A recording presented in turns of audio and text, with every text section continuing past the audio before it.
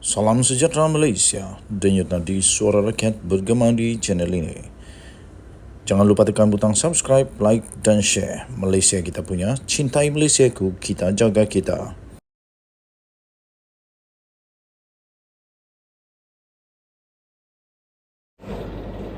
Salam sejahtera Malaysia.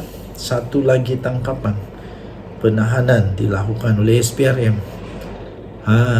Ini kali dalang cukup besar. Seorang lagi dalang.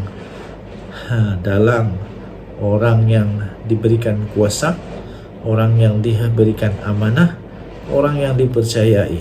Tapi akhirnya benar-benar terjadi, harapkan pegar makan padi. Anggota penguatkuasa ditahan telah meminta rasuah sebanyak RM40,000 di hmetro.com.my.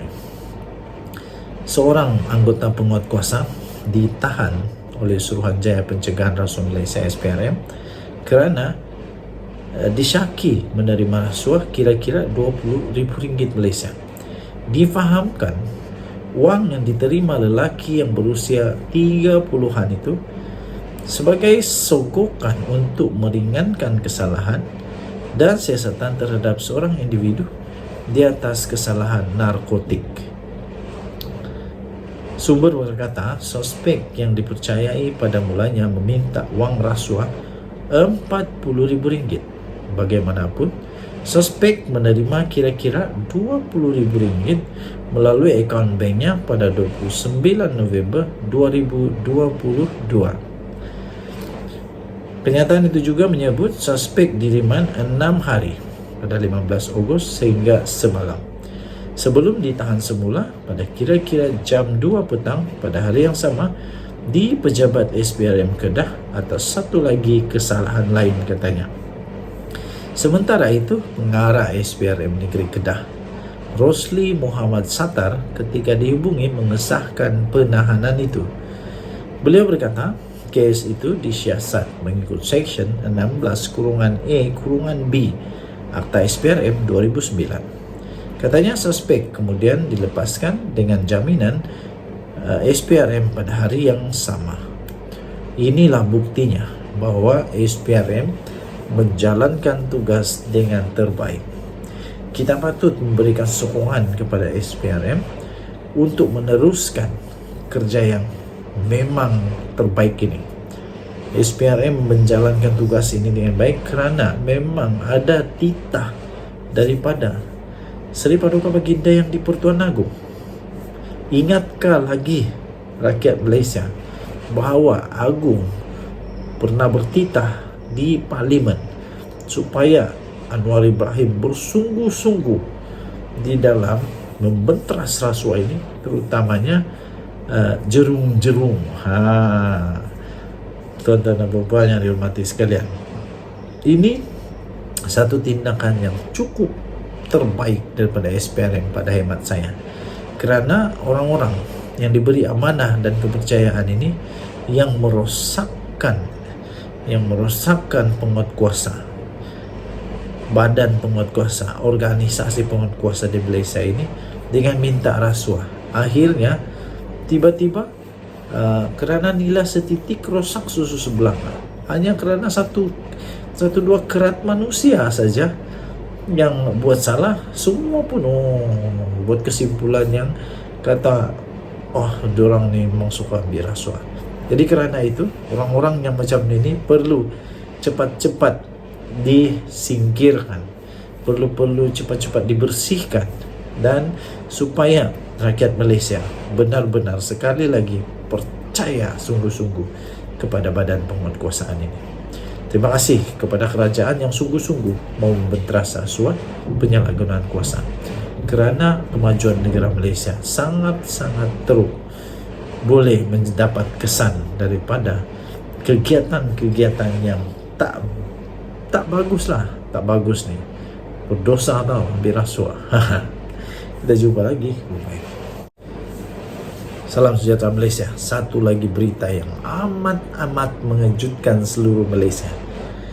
Akaun YAB disita.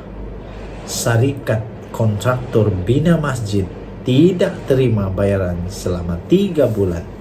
Itulah tajuk berita daripada Astro Awani 21 Ogos yang lalu 2023. Ini berlaku di mahkamah. Mahkamah Tinggi diberitahu bahawa syarikat kontraktor bagi pembangunan projek Masjid Tuminah Hamidi di Bagan Datuk Perak tidak menerima bayaran selama 3 bulan. Berita penuh. Mahkamah Tinggi di sini hari ini di Kuala Lumpur diberitahu bahawa syarikat kontraktor bagi pembangunan projek Masjid Tuminah Hamidi di Bagan Datuk Perak tidak menerima bayaran selama 3 bulan kerana akaun Yayasan Akal Budi YAB telah disita oleh Suruhanjaya Pencegahan Rasuah SPRM. Pengurus projek pembinaan Masjid Tuminah Hamidi Ramlingah iaitu berusia 56 tahun berkata ekoran itu perjalanan pembinaan masjid berkenaan telah terganggu menyebabkan tempoh penyiapan masjid itu lewat daripada pelan asal tarik siap. Katanya dalam kenyataan itu di mahkamah, sekitar pertengahan tahun 2018, kerja pembinaan tersebut telah terhenti seketika kerana pada masa itu Yayasan Akal Budi telah disiasat oleh SPRM. Sekitar 4 ke 5 bulan selepas itu, apabila telah mendapat kelulusan daripada Yayasan Al-Falah iaitu milik keluarga Datuk Seri Ahmad Zahid Hamidi, barulah kerja pembinaan tersebut diteruskan semula iaitu pada awal tahun 2019 katanya.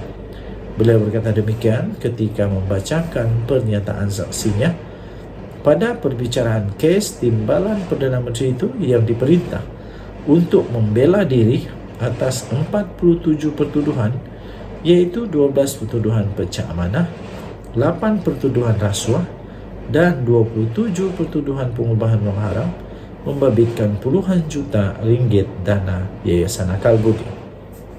Ramli yang bekerja di bawah syarikat Noble Energy Construction Sendirian Berhad selaku kontraktor pembinaan masjid itu berkata, beliau mengetahui bahawa pembinaan masjid berkenaan adalah sumbangan daripada Yayasan Akal Budi melalui Yayasan Al-Falah yang dilantik sebagai pemaju. Katanya, pembinaan masjid itu bermula pada 12 Jun 2017 yang lalu dengan upacara majlis pecah tanah. Tapak pembinaan itu dirasmikan sendiri oleh Ahmad Zahid ketika itu timbalan Perdana Menteri, dan pada Julai 2017 kerja-kerja tapak projek pembinaan masjid telah dilakukan, antaranya penanaman cerucuk dan pembinaan tapak. Saksi pembelaan ke-9 itu berkata, Ahmad Zahid Hamidi kerap datang dan melakukan lawatan kerja pembinaan masjid berkenaan. Katanya kebiasaannya beliau iaitu Ahmad Zahid akan datang dalam sebulan sekali atau 2 bulan sekali. Apabila datang, beliau akan memantau perkembangan pembinaan masjid ini dan untuk memastikan kerja-kerja pembinaan tersebut berjalan dengan lancar, katanya.